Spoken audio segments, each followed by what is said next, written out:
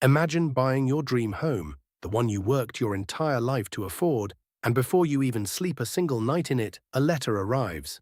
Not a welcome card from a neighbor, not a coupon for the local pizza place, a letter from someone who says they have been watching your house for decades. Someone who knows your children's names, someone who calls them the young blood. This is not a movie pitch, this happened. And the person behind it has never been caught.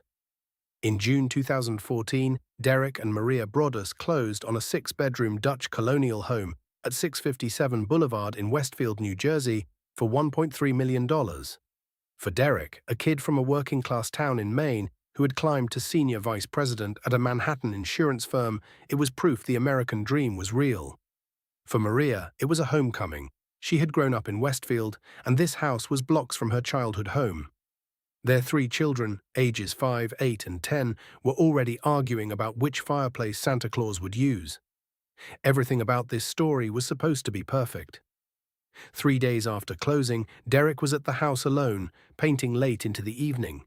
He stepped outside to check the mail. Among a few bills was a white card-shaped envelope, addressed in thick handwriting to the new owner.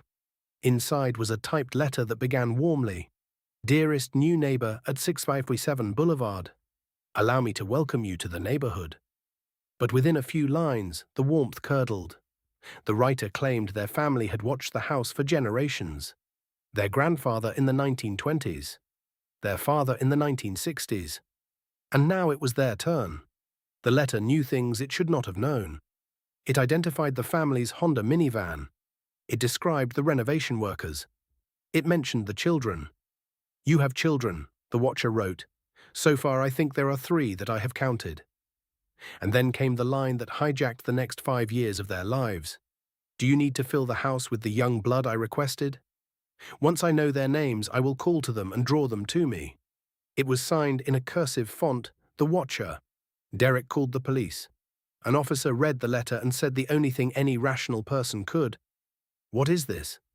The Broadduses reached out to the couple who had sold them the house, John and Andrea Woods, retired scientists who had lived there for 23 years. Andrea's response was chilling in its casualness.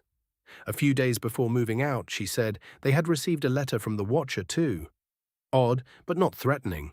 They had thrown it away. But the Watcher's letter to the Broadduses contained a line pointing directly at the Woods family.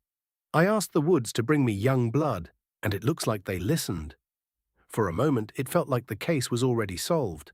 The prime suspect emerged almost immediately. Next door lived the Langford family. Peggy Langford was in her 90s, and several adult children lived with her in a house they had occupied since the 1960s. The exact decade the Watcher claimed their father began observing the property. One son, Michael Langford, was described by neighbors as a Boo Radley figure. He did not work. He had been diagnosed with schizophrenia. He sometimes wandered through backyards and peered into windows of homes being renovated. The police brought him in for questioning. What he said seemed to echo details from the letters. It all fit together so neatly, except it did not.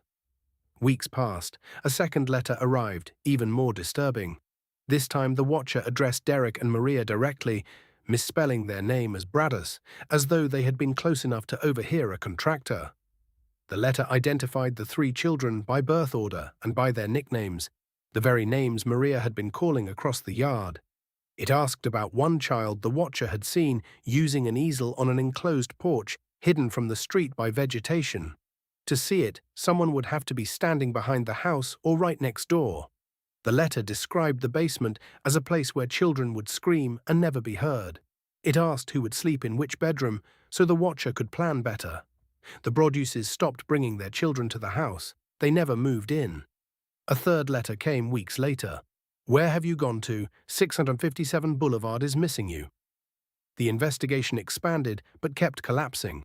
The Broadduses hired private investigators and former FBI agents, including one who had inspired Clarice Starling in The Silence of the Lambs. A forensic linguist analyzed the writing. The letters were literary, almost elegant, full of old-fashioned touches like double spacing and weather notes in the salutations. This pointed to an older writer, possibly a woman. DNA recovered from an envelope confirmed it. The genetic material belonged to a female. Michael Langford was a man. Detectives turned to Michael's sister, Abby Langford, a real estate agent who also worked at a Lord & Taylor store. A security guard was enlisted to secretly collect her water bottle during a shift. The DNA did not match. Shortly after, the county prosecutor's office informed the Broadduses that the Langfords had been ruled out entirely. No explanation, no new suspect, just a door slamming shut on the only theory that ever felt close to an answer. And then the town of Westfield turned on the family, when the Broadduses filed a lawsuit against the Woods family for failing to disclose the first Watcher letter. The complaint went public and the story exploded. News trucks lined the boulevard. The internet did what it does. People began arguing the Broadduses had sent the letters to themselves, that it was buyer's remorse, an insurance scam, a play for a movie deal. Anonymous neighbors questioned why they kept renovating a home they never entered. Some noted the family had upgraded from a $315,000 house to a $1.3 million one over a decade, as if ambition were evidence of fraud. None of it held under scrutiny. Maria's DNA had been tested. It did not match. But logic does not travel at the speed of gossip. The family's attempt to cut their losses became its own nightmare. They tried to sell and disclosed the letters to every serious buyer. Each one walked away. They petitioned the town to tear down the house and split the lot. Over 100 neighbors showed up to the hearing. Almost none mentioned the stalker who had driven the family to this point. They talked about property values and garages and the aesthetic character of the block. The board voted unanimously to reject it. The Broadduses had spent roughly $100,000 in property taxes alone on a house they could not enter, and their neighbors had just told them the house mattered more than they did. In early 2017, the family found a tenant willing to rent the house, a man with grown children and 2 large dogs who said he was not afraid. 2 weeks later, a 4th letter arrived, rawer than the others, addressed to the vile and spiteful Derek and his wench of a wife, Maria. It referenced the news trucks, the planning board hearing, the Broadduses' own attempts to surveil the house from the dark with binoculars. It ended with a list of things that might happen. A car accident, a fire, a mild illness that never goes away, the mysterious death of a pet, loved ones suddenly dying, bones breaking. It was the last letter they would ever receive. The case has never been solved. No arrests were ever made. Private investigators, former FBI agents, forensic linguists, handwriting experts, and one of the largest private security firms in the world all failed to identify the Watcher. In 2019, after 5 years of mortgage payments on a house they never slept in, the Broaddus family sold 657 Boulevard for $959,000, a loss of over $340,000. The young couple who bought it have lived there peacefully. The Watcher has never contacted them. In 2022, Netflix released a series based on the case, dramatizing the terror and inventing new suspects and secrets the real story never had, because the real story never gave anyone an ending. And that is what makes this case so unsettling. The Watcher did not need to commit a crime in any traditional sense. No one was physically harmed, no property was destroyed, but a family was dismantled by nothing more than words on paper dropped into a mailbox somewhere in northern New Jersey. The children had to be told there was a boogeyman, and that their parents could not find him. A marriage buckled under fear and sleepless nights. A community that prided itself on being one of the safest towns in America chose to protect its self-image rather than believe the family living its worst nightmare on their street. And somewhere, presumably still within walking distance of 657 Boulevard, the person who wrote those letters is going about their life. They could be your neighbor. They could be someone you have spoken to 100 times without ever suspecting a thing. The house still stands. The lawn is maintained. The children whose names were written in those letters are growing up somewhere else, in a home their parents chose in secret through a shell company. Derek Broaddus once said thinking about the Watcher was like living with cancer.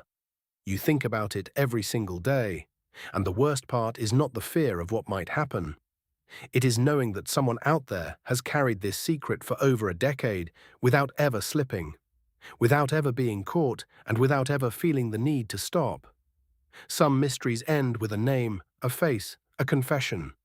This one ends with an envelope that never came with a return address and a question that still hangs over one of the wealthiest, safest streets in America. If the watcher is still out there, watching, waiting, then whose house are they watching now?